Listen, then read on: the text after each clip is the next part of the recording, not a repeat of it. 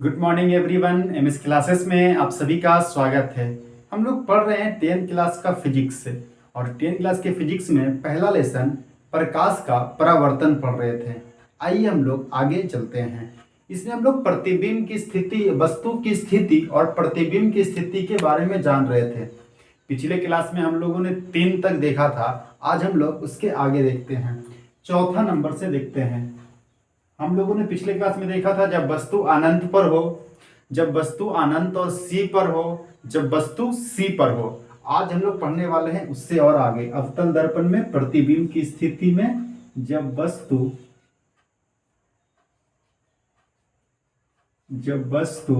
सी और एफ के बीच हो। जब वस्तु सी और एफ के बीच हो, सबसे पहले हम लोग बनाएंगे अवतल दर्पण। अवतल दर्पण इसको हम लोगों ने कलर कर दिया। इसके बीच से रेखा गुजारेंगे जिसको प्रधान अक्ष या मुख्य अक्ष कहेंगे। इसका ध्रुव होता है, यह फोकस है और यह इसका सेंटर है। जब वस्तु सी और एफ के बीच हो तो हम लोगों ने वस्तु को सी और एफ के बीच में रख दिया। पहला किरण इसके माथा से ले जाइएगा, इसके ऊपर से ले जाइएगा तो सीधे जाएगा और एफ से मुड़ जाएगा। जब वस्तु सी और एफ के बीच होगा तो प्रतिबिंब इसका बनता है। अच्छा, दूसरा किरण जाएगा पी से जाएगा।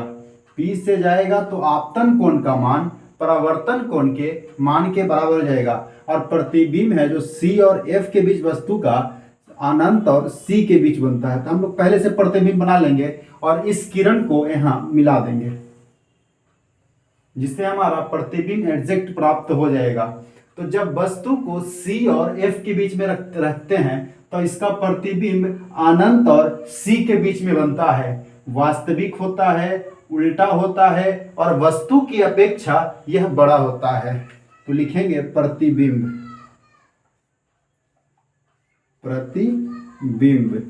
अनंत और सी के बीच।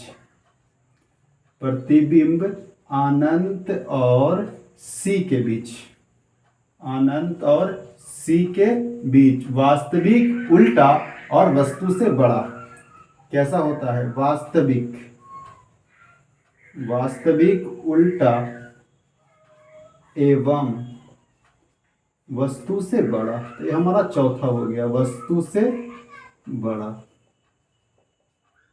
प्रतिबिंब अनंत और सी के बीच, वास्तविक, उल्टा एवं वस्तु से बड़ा। इसको नोट कीजिए। तो आगे हम लोग चलते हैं।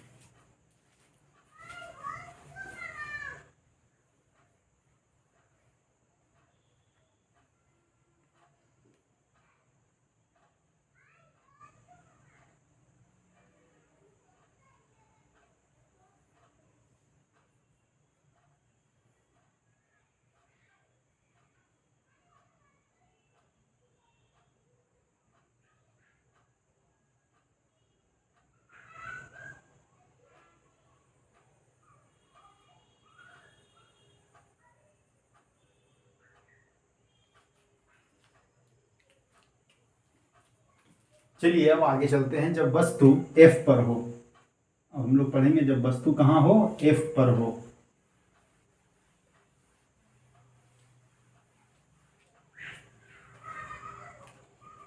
जब वस्तु F पर हो,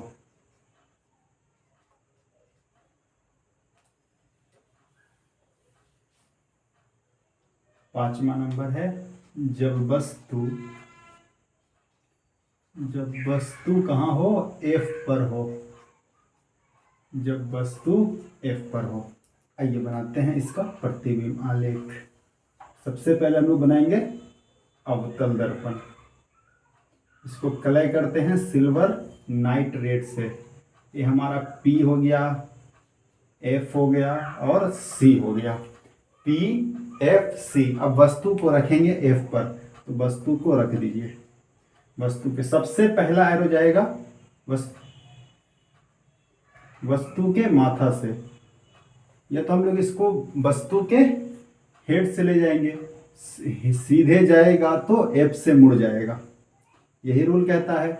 और दूसरा इसको ले आएंगे पी से, तो पी से लाएंगे तो आपतन कोण का मान परावर्तन कोण के मान के बराबर हो जाता है। और जब वस्तु को एफ पर रखते हैं तो इसका प्रतिबिंब अनंत पर बनता है। जब एफ पर रखते हैं तो प्रतिबिंब अनंत पर, यह कभी नहीं कटेगा। और जब वस्तु को एफ पर रखते हैं तो वस्तु गायब हो जाता है। अनंत पर बनने का मतलब है जिसका अंत नहीं, दिखेगा नहीं, यानी वस्तु क्या होता है, अदृश्य हो जाता है। तो लिखेंगे प्रतिबिंब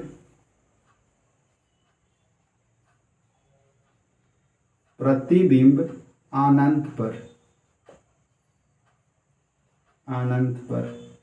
अनंत पर वास्तविक, उल्टा और वस्तु से बहुत बड़ा बनता है क्योंकि बहुत दूर बन रहा है।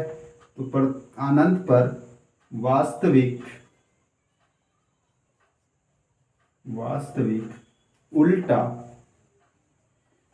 एवं, वास्तविक, उल्टा एवं वस्तु से बहुत बड़ा,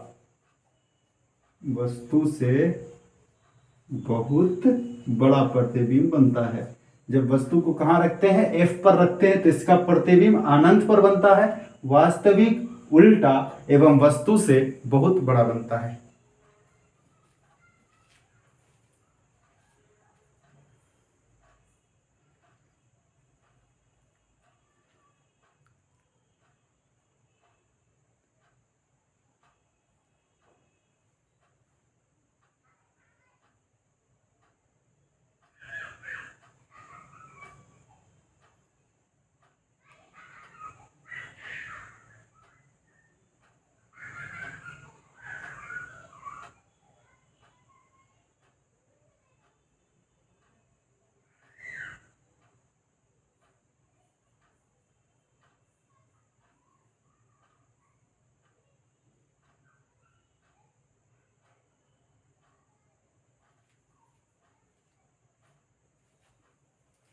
आइए अब इसका लास्ट नंबर देखते हैं। जब वस्तु एफ और पी के बीच हो, जब वस्तु कहाँ रहेगा, छठा नंबर, एफ और पी के बीच, एफ और पी के बीच, जब वस्तु होगा एफ और पी के बीच। तो चलिए देखिए इसको,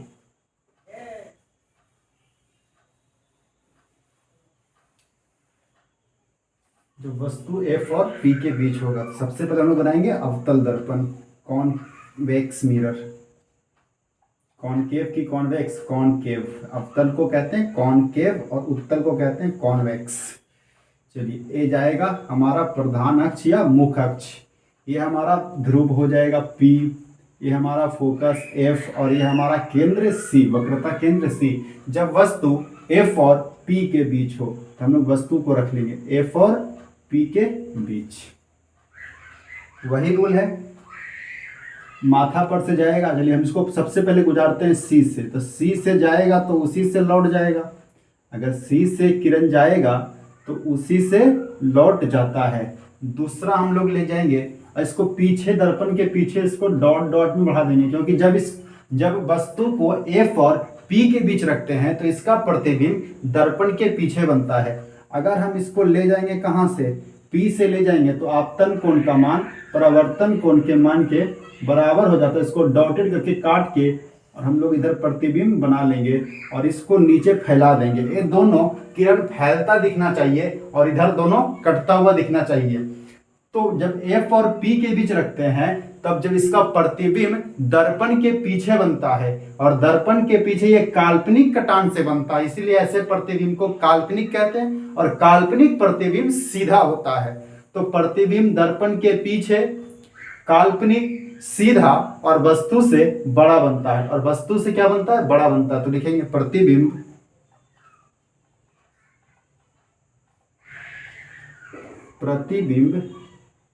क्या हो गया, प्रतिबिंब दर्पण के पीछे,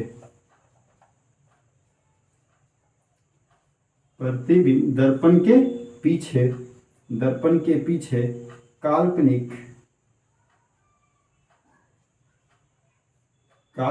सीधा एवं वस्तु से बड़ा, तो ये हमारा 6 कंडीशन है। जब वस्तु अनंत पर हो, अनंत और सी के बीच हो, सी पर हो, सी और एफ के बीच हो, एफ पर हो, एफ और पी के बीच हो, ये 6 कंडीशन अवतल दर्पण में प्रतिबिंब बनता है। हम लोगों ने 6 जाना। आइए अब सभी का देखते हैं जब प्रतिबिंब एक इसका आगे।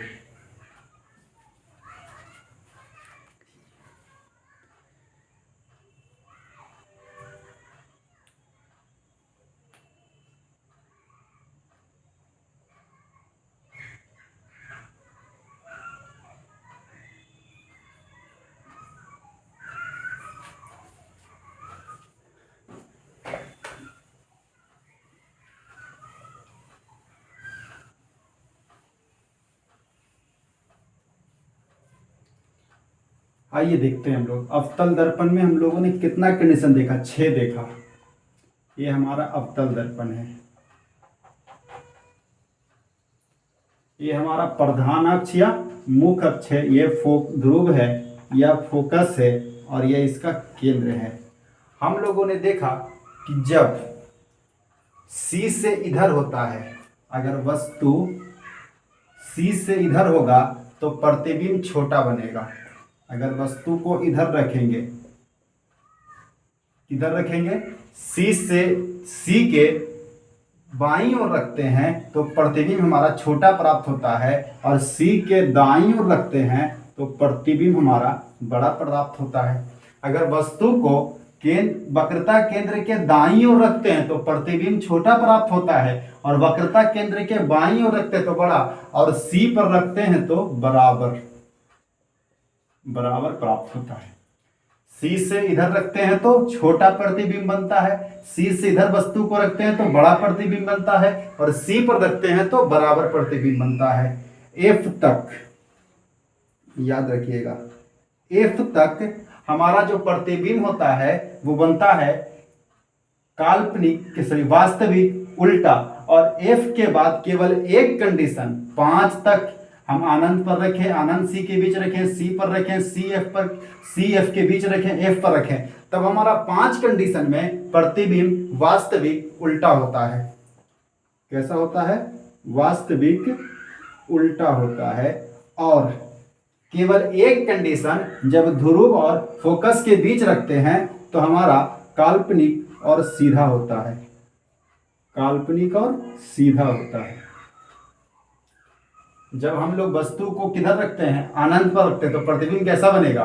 वास्तविक उल्टा छोटा, अनंत C के बीच वास्तविक उल्टा छोटा, C पर वास्तविक उल्टा बराबर, C और F के बीच वास्तविक उल्टा बड़ा, F पर वास्तविक उल्टा बड़ा, और हम F और P के बीच रखेंगे तो काल्पनिक सीधा और बड़ा प्रतिबिंब प्राप्त होता है।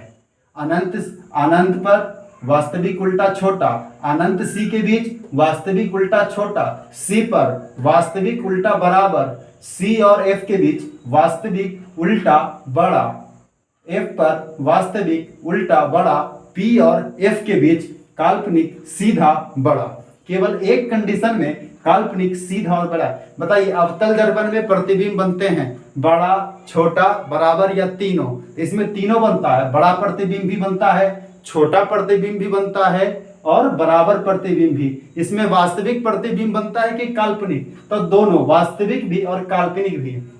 याद रखिएगा, जब वस्तु अनंत पर हो, हम अनंत को ऐसे लिखते हैं, जब वस्तु अनंत पर हो तो इसका प्रतिबिंब F पर बनता है, और जब वस्तु F पर होगा तो इसका प्रतिबिंब अनंत पर बनेगा। अनंत पर के वस्तु का प्रतिबिंब F पर बनता है, और F पर के वस्तु का प्रतिबिंब अनंत पर बनता है। अगर हम वस्तु को अनंत और C के बीच रखते हैं, अनंत और C के बीच, तब इसका प्रतिबिंब हमारा, जब अनंत और C के बीच रखते हैं तो इसका प्रतिबिंब C और F के बीच बनता है। C और F के बीच। और जब हम इसको वस्तु को C और F के बीच रखते हैं तो इसका प्रतिबिंब अनंत और C के बीच। 4 कंडीशन हो गया। अनंत का F पर, F का अनंत पर, अनंत C के बीच, F C के बीच, F C के बीच, अनंत C के बीच। एक होता है C पर, तो C पर का C पर बनता है, सी पर का प्रतिबिंब सी पर ही बनता है, और एफ और पी के बीच वस्तु को रखने पर, एफ और पी के बीच, एफ और पी के बीच, तो दर्पण के पीछे। सुनिएगा, अनंत पर एफ पर वास्तविक उल्टा छोटा, अनंत पर एफ पर वास्तविक उल्टा छोटा, अनंत सी के बीच एफ सी के बीच वास्तविक उल्टा छोटा, सी पर वास्तविक उल्टा बराबर सी और एफ के बीच, तो अनंत और सी के बीच वास्तविक उल्टा बड़ा, एफ पर अनंत पर वास्तविक उल्टा बड़ा, एफ और पी के बीच दर्पण के पीछे काल्पनिक सीधा बड़ा। ये 6 कंडीशन है। अब आप लोग को एक काम करना है, बनाना है सारणी। एक में लिखना है वस्तु की स्थिति, एक में लिखना है वस्तु की स्थिति, दूसरा में लिखना है प्रतिबिंब की स्थिति, तीसरा में लिखना है आकार, और चौथा में लिखना है प्रकृति। पहला में लिखना है जब वस्तु अनंत पर हो तो प्रतिबिंब एफ पर, आकार क्या होगा, बहुत छोटा, अनंत पर का एफ पर बहुत छोटा, प्रकृति वास्तविक उल्टा। इसी तरह से आपको 6 कंडीशन लिखना है, पहला, दूसरा, तीसरा, चौथा, पांचवा और छठा। तो ये आपको उत्तल अवतल दर्पण में जितने प्रकार का प्रतिबिंब होता है हम लोगों ने देख लिया। तो टोटल 6 प्रकार का प्रतिबिंब, टोटल 6 कंडीशन में प्रतिबिंब बनता है, और अवतल दर्पण में सभी प्रकार के प्रतिबिंब बनते हैं, चाहे वो बड़ा हो, चाहे वो छोटा हो, चाहे वो बराबर हो, चाहे वास्तविक हो, चाहे काल्पनिक है। तो मिलते हैं अगले क्लास में उत्तल दर्पण से संबंध, उत्तल दर्पण हम लोग देखेंगे प्रतिबिंब की स्थिति, वस्तु की स्थिति और प्रतिबिंब की स्थिति।